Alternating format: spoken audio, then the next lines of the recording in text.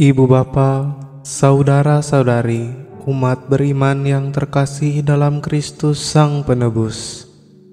Dari Rumah Studi Wisma Sang Penebus Yogyakarta, kami sajikan untuk Anda renungan hari Minggu Advent yang pertama. Marilah kita menyiapkan hati dan batin kita untuk mendengarkan firman Tuhan. Dalam nama Bapa dan Putra dan Roh Kudus. Amin. Semoga Tuhan beserta kita sekarang dan selama-lamanya. Inilah Injil Tuhan kita Yesus Kristus menurut Santo Lukas. Dimuliakanlah Tuhan. Sekali peristiwa, Yesus berkata kepada murid-muridnya, "Akan tampak tanda-tanda pada matahari, pada bulan, dan bintang-bintang, dan pada bumi. Bangsa-bangsa di bumi akan ketakutan dan bingung menghadapi deru dan gelora laut.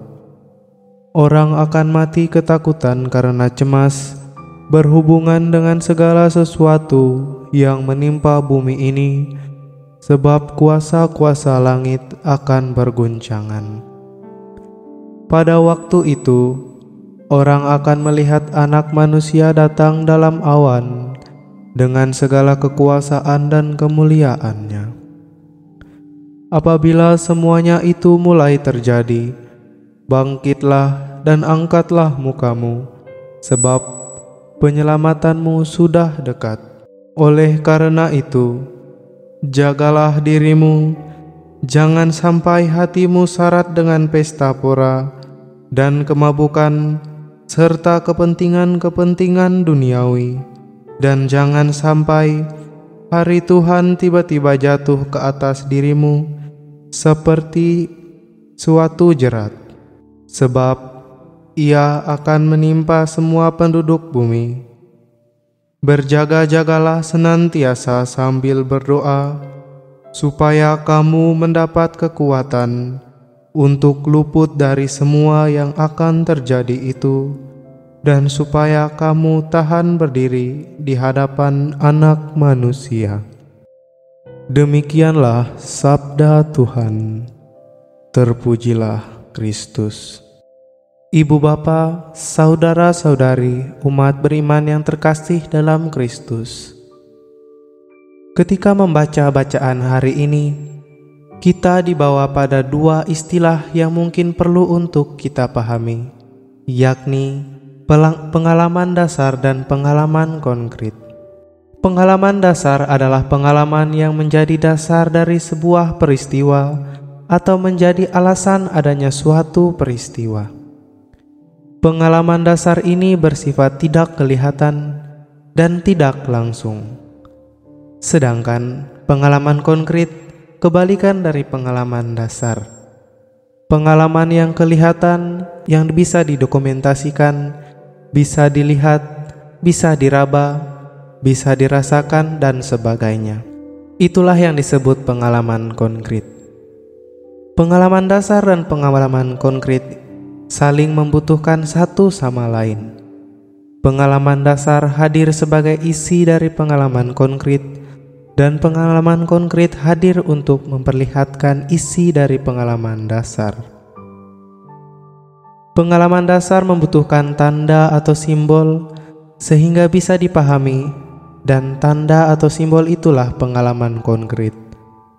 Sebagai contoh, Tuhan Yesus mewartakan hari Tuhan yang akan datang, mewartakan penghakiman Tuhan yang akan datang, atau Tuhan Yesus berbicara tentang manusia yang melakukan kejahatan, manusia yang pesta pora, dan mabuk-mabukan.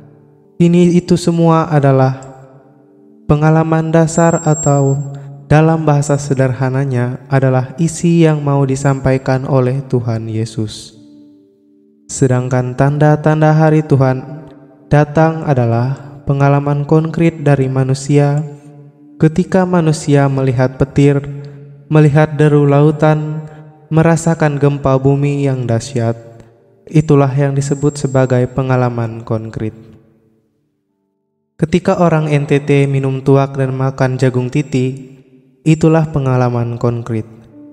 Ketika orang rajin pergi ke gereja, berdoa, misa, ikut doa rosario, itulah pengalaman konkret. Sedangkan alasan gereja, yakni ingin berjumpa Tuhan, meminta doa dari Bunda Maria yang selalu menolong, adalah isi dari pengalaman dasar itu sendiri. Ketika memohon doa dari Santo Alfonsus Maria de Leugieri sebagai pendiri Kongregasi Redemptoris, atau memohon doa dari Santo Gerardus Maela sebagai pelindung ibu-ibu hamil untuk kelancaran proses melahirkan, itulah bentuk pengalaman dasar. Contoh lain sekaligus sebagai pesan untuk kita semua. Dari Injil Lukas bab 21 ayat 36. Berjaga-jagalah senantiasa sambil berdoa, supaya kamu beroleh kekuatan untuk luput dari semua yang akan terjadi itu, dan supaya kamu tahan berdiri di hadapan Anak Manusia. Berjaga-jaga adalah bentuk dari pengalaman dasar dan akan menjadi pengalaman konkret ketika kita wujudkan kata-kata itu dalam aksi nyata. Misalnya, berjaga-jaga dengan berbuat baik, rajin ke gereja, rajin menghadiri doa bersama, atau pertemuan yang berkaitan dengan hal-hal rohani, atau melakukan kebaikan yang membantu orang lain keluar dari kesulitannya. Semua pergerakan kita, pergi ke gereja, memberikan bantuan, hadir bersama dalam kelompok rohani, ikut tertawa bersama, sedih bersama, itulah pengalaman konkret. Maka pesan dari saya adalah, pintarlah untuk membaca kehadiran Tuhan dalam hidup kita, karena Ia selalu bersama dengan melalui pengalaman konkret kita sehari-hari, melalui tanda dan simbol ataupun lambang. Tanda orang bahagia ketika bersama mereka adalah senyum yang tulus yang terlihat dari bibir kita. Sapaan persaudaraan yang begitu tulus, kita dan ajakan kita dilibatkan dalam setiap keputusan mereka. Kalau itu semua tidak kita temukan, maka hati-hatilah, karena itu sebagai tanda bahwa kehadiran kita sedang ditolak. Di masa Advent pertama ini, sebagai masa penantian kedatangan Tuhan Yesus, semoga kita rajin-rajin untuk melihat tanda-tanda nyata dalam hidup kita yang berhubungan dengan Tuhan, sesama, dan alam semesta. Kalau tanda-tanda yang kita temukan memperlihatkan penolakan atas kehadiran kita, maka penolakan Tuhan karena kita itu berdosa, penolakan sesama perilaku kita yang buruk, dan penolakan dari alam dalam wujud bencana alam yang terjadi di mana-mana. Maka bersegeralah kita memperbaiki diri kita untuk hubungannya dengan yang lain sebelum terlambat, karena itulah bentuk berjaga-jaga kita yang paling sangat konkret dan mendasar di seluruh hidup kita. Semoga Tuhan memberkati. Amin. Marilah berdoa. Allah Bapa yang Maha Baik, kami bersyukur kepadamu atas kehadiran Putramu dalam perayaan Ekaristi ini.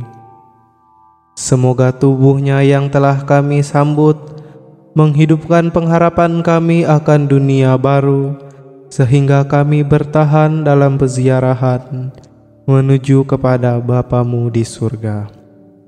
Dengan pengantara Kristus Tuhan dan pengantara kami.